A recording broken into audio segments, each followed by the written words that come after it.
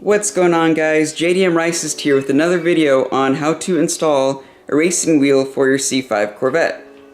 Now, today I want to go over this video because I spent a hell of the last 2 weeks ordering the wrong parts, taking those parts back, and finally ordering the right parts. So I was hoping I could help somebody out there that was interested in doing this to their Corvette so they could just get the right parts right off the bat instead of having to deal with all the crap that I've been dealing with. So let's go ahead and start with the parts list.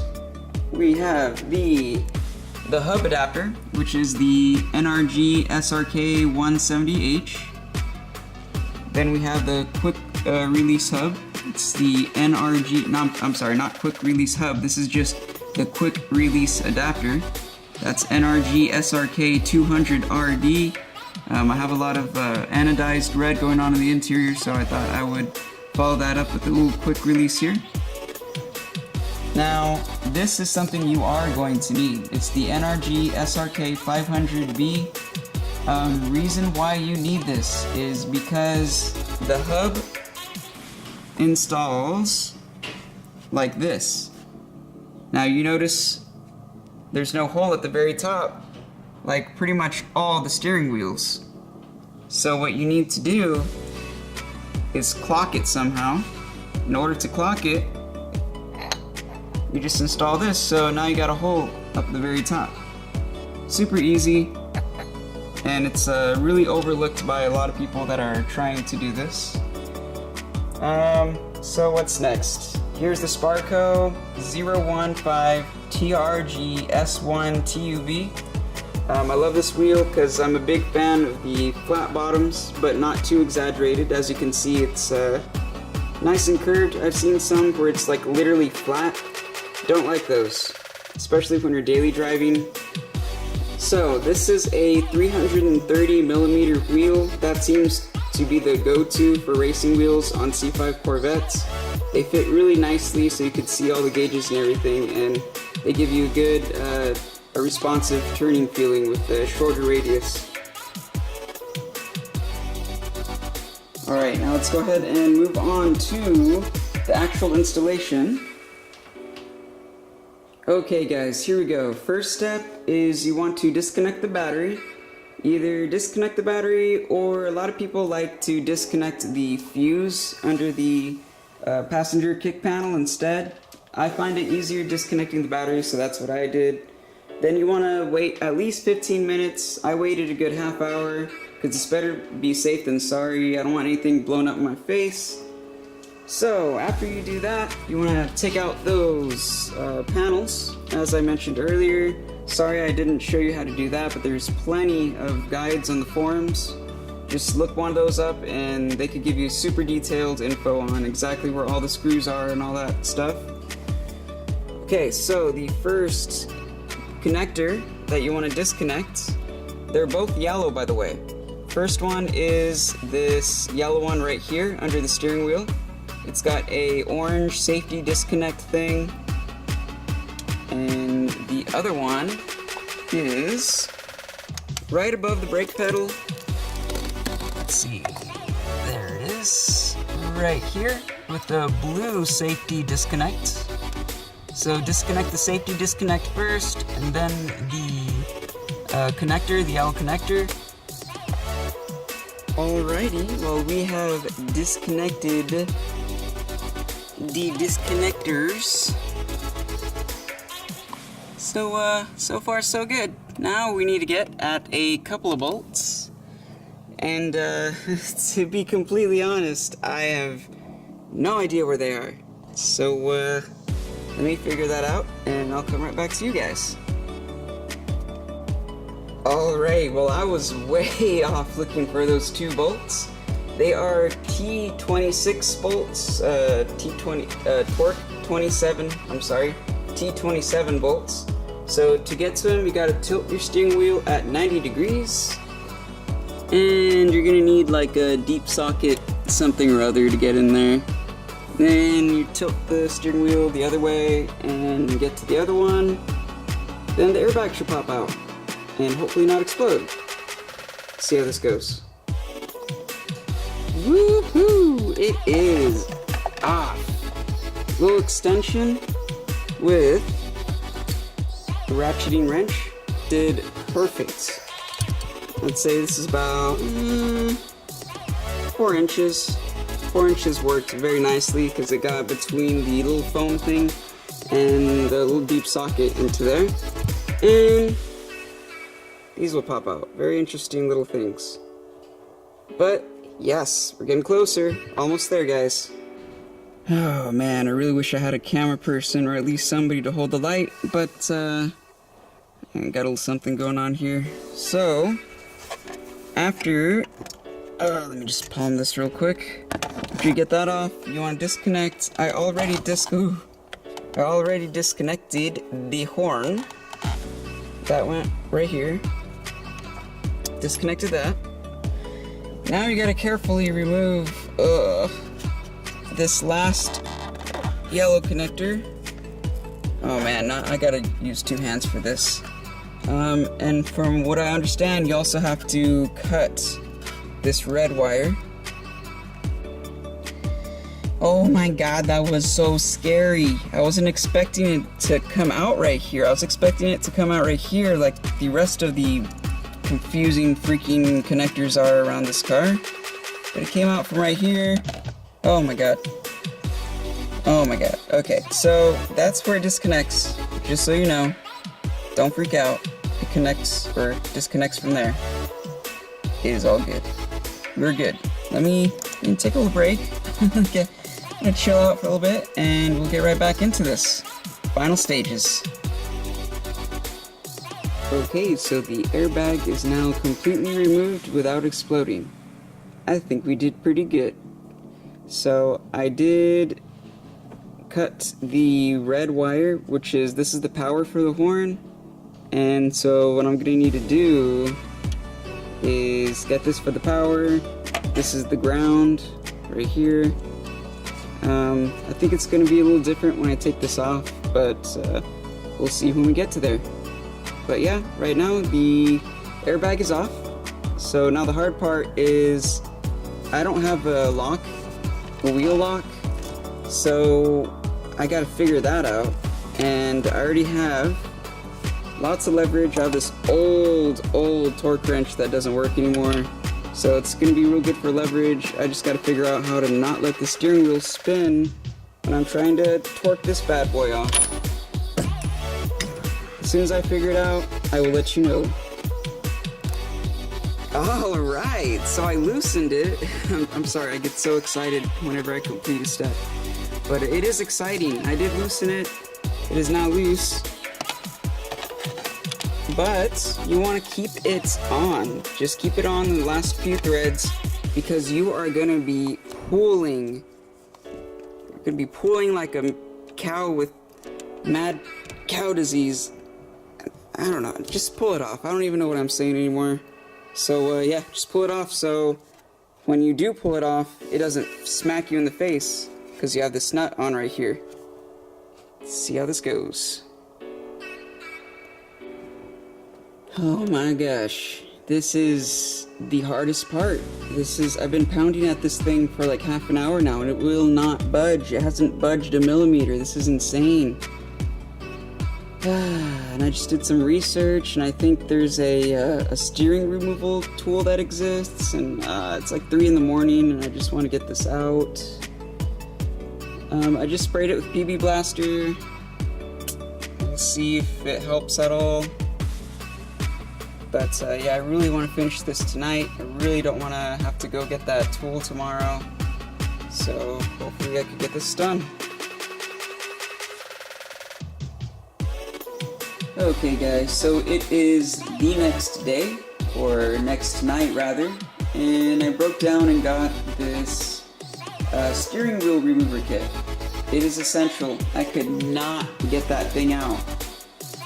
That freaking mallet over there, like I used every single ounce of strength I had, like could not get it off at all. Like Jesus, not just you, not just me, jeez us. Anyway, we will now use this. It should be much easier. Now, there was one good thing that happened this weekend. Got some sick Toyo R888s. Yeah, buddy. Like, super soft compound, like pencil eraser soft compound. Crazy grippy, sticks through first gear pulls. Totally ecstatic about these new tires. Anyway, back to the steering wheel puller. Let's give it a shot. So, it is now the third day and I still can't get this damn thing off.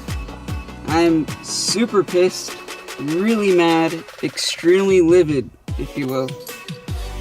So the first day I tried muscling it off, of course that didn't work. So then next day I got steering wheel puller. Now this would be awesome if it worked, but there is no place to put the screws. They don't screw into anything, there's no holes to screw into. So this didn't work. Then I get a pulley, a pulley remover, a pulley puller. This, I mean, it kind of goes on, and I thought it fit pretty well, but it just is not doing it. Maybe I gotta cut this plastic thing off, and maybe I'll have a better chance. I'm about to resort to that in a little bit. But first I want to see if I could try finding a smaller pulley puller. Maybe that will do the trick. So, I'll keep you updated. So, brute force didn't work. The steering wheel remover didn't work. The big pulley puller didn't work. So now we will try this smaller 2-ton pulley puller, and I think this is gonna work. It's on there good. Like, I really think this is gonna pop it off. Let's give it a try, shall we? Here we go, guys. I think this is gonna do it.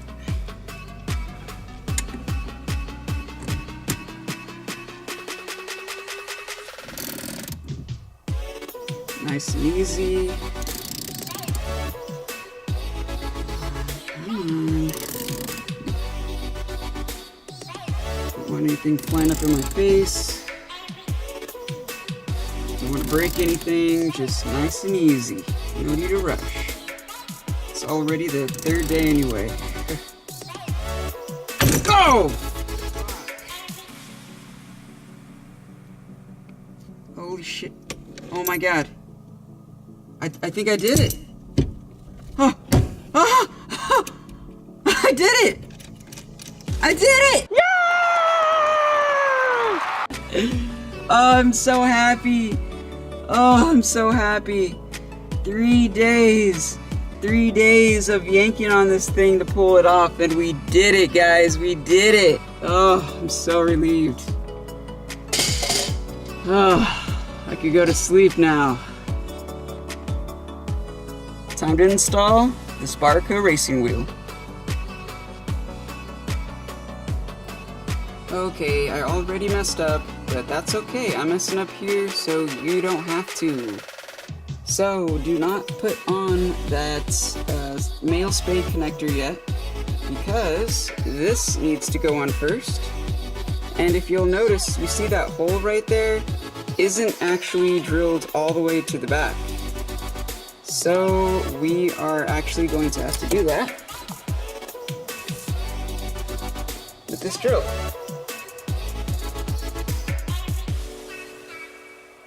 Alrighty, now if done correctly, you should see this and how beautiful it looks. So, you got the red positive of the horn, you got the black negative, and you got the yellow wire, which is the airbag thing hanging out. And if done correctly, the negative touching to the positive should honk the horn. Now it's time to connect. Well, first you gotta separate the base of the quick adapter, the quick release adapter, attach the horn connectors, and then it's pretty much done after that. Just bolt up the steering wheel to this side, and we're pretty much good to go. Alright, now this is what you should be looking at. The hub adapter with the spacer, and make sure that your bolts are flush to make sure that it's going the right way. Now all we gotta do is hook up the horn terminals bolt this set, and we should be done. Okay, now I did have to attach a female spade connector on this side here. Before it was a male spade connector, but for some reason my steering wheel has two male spade connectors on it instead of one female, one male. But that's okay. Like I said, I adapted it here. So now this should go right to the back of this. And Sparco did give me a little gasket right here, or whatever you call this, just so it's less rattly. That'll be nice. Alright, there it is, the finished results. And I am so happy to say so. It looks great. Looks great, feels great, can't beat Sparco. Their steering wheels feel of the utmost quality. And that suede matches the seats perfectly. Couldn't have been any better. Feels super solid. I can't take it off with one hand, but there's a quick release with the standard hub in the back of it. Really badass setup. I love it. Everything about it. Couldn't say anything negative about it. Matter of fact, there's something really interesting. With a wheel this much smaller than stock, you will notice a huge turn-in response for sure, because the ratio is so much smaller. You're effectively narrowing your steering ratio, so it's making it quicker steering ratio. Really awesome, feels great on the road, on the track, whatever. Haven't taken it to the track yet, but definitely gonna do that as soon as possible. Well, there it is. I guess I'll end the video here. I hope it goes successful for you guys as it did for me.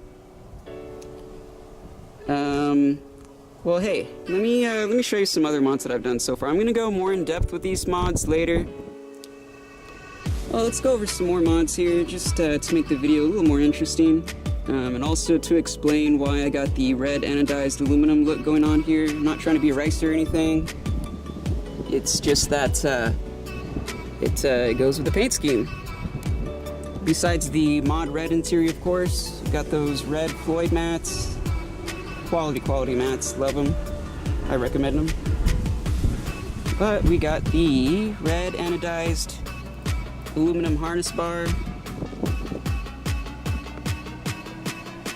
Little camera mount back there, and red anodized aluminum Alpine Type R subwoofer. Let's check that out.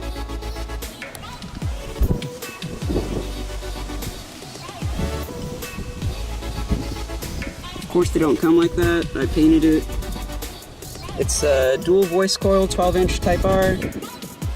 Actually, the whole system is a Type R, Alpine Type R system, with the 750 watt and that 750 watt JL audio amplifier, 5-channel.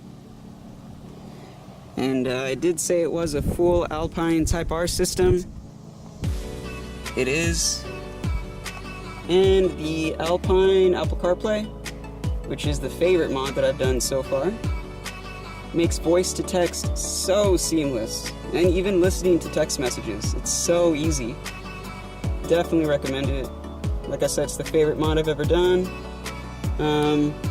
As far as the racing setup, we got the steering wheel that I've been wanting for so long that I finally just finished. The matching racing seats that hold you in very well. And can't have racing seats without a harness. Got a Simpson 5-point quick cam harness. The passenger gets a 4-point harness. And that's it, guys. I'll be doing more in-depth videos on the C5Z, as well as that mystery C5 over there on the lift. So if this video helped you in any way, please like. If you want to stay around for more, please subscribe, because I got lots of cool videos coming up with these cars. Peace, guys.